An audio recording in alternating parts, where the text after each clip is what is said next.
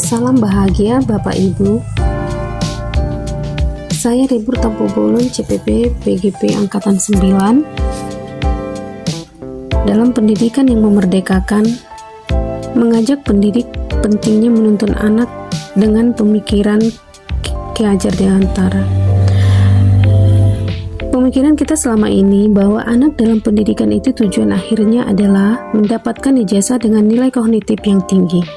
Pendidik juga dengan metode masing-masing mengupayakan memenuhi target menyelesaikan penyampaian materi pembelajaran sesuai tuntutan pada kurikulum dan juga memaksakan agar semua anak mendapatkan nilai yang tinggi agar memenuhi tingkat kelulusan.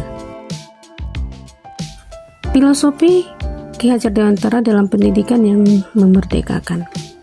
Pendidikan dan pengajaran tidak dapat dipisahkan. Menurut Ki Hajar Dewantara, pengajar adalah bagian dari pendidikan.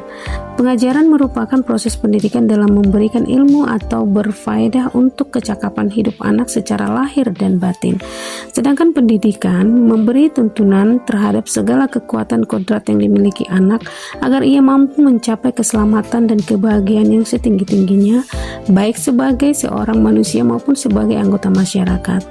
Ki Hajar Dewantara memiliki keyakinan bahwa untuk menciptakan manusia Indonesia yang beradab, maka pendidikan menjadi salah satu kunci utama untuk mencapainya. Ki Hajar Dewantara memberikan pemikirannya tentang dasar-dasar pendidikan. Menurut Ki Hajar Dewantara, pendidikan bertujuan untuk menuntun segala kodrat yang ada pada anak agar mereka dapat mencapai keselamatan kebahagiaan yang setinggi-tingginya. Pendidik itu hanya dapat menuntun tumbuh dan hidupnya kekuatan kodrat yang ada pada anak agar dapat memperbaiki kehidupannya. Semboyan dan filosofi Ki Hajar Dewantara. Semboyan Ki Hajar Dewantara yaitu Ing Ngarso Sung Tulodo, Ing Madya Mangunkarsa Tutwuri Handayani, dan filosofi Ki Hajar Dewantara dalam pendidikan yang memerdekakan. Pendidikan adalah tempat persemaian segala benih-benih kebudayaan yang hidup dalam masyarakat berkebangsaan. Beberapa hal menurut saya yang akan disampaikan kepada rekan pendidik setelah menerima materi ini. Untuk anak mencapai kemerdekaan belajar, maka pendidik perlu menuntun segala kodrat yang ada pada anak agar mereka dapat mencapai keselamatan dan kebahagiaan. Seperti seorang petani atau tukang kebun, dalam proses menuntun anak diberi kebebasan, namun pendidik sebagai pamong dalam memberikan tuntunan dan arahan agar anak tidak kehilangan arah yang dapat membahayakan dirinya.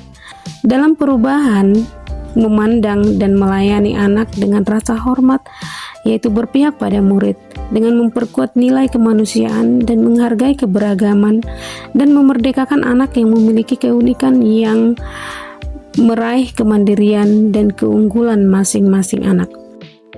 3. Perubahan seimbang dengan budi pekerti yang menghasilkan tumbuh kembang anak yang bertanggung jawab dan bijaksana, di mana keselarasan hidup anak dilatih melalui pemahaman kesadaran diri yang baik tentang kekuatan dirinya, dilatih mengelola diri agar mampu memiliki kesadaran sosial bahwa ia tidak hidup sendiri dalam relasi sosialnya. 4. Saya juga mengutip pandangan dari Bapak Irwan Syahril, Dirjen GTK Kemdikbud, dalam pendidikan yang memerdekakan seperti tata surya yang selalu bergerak dari waktu ke waktu, tidak pernah statis. Pendidik adalah pondasi membentuk murid sesuai dengan kodrat alam dan zamannya. Kesimpulan, dalam melakukan perubahan, pendidik yang berpihak kepada anak akan menggali potensi anak dalam keberagaman sesuai dengan kodrat anak dengan ikhlas dan bergerak maju ke depan akan melahirkan nilai-nilai kemanusiaan, kemandirian, kebijaksanaan, dan kebahagiaan. Terima kasih.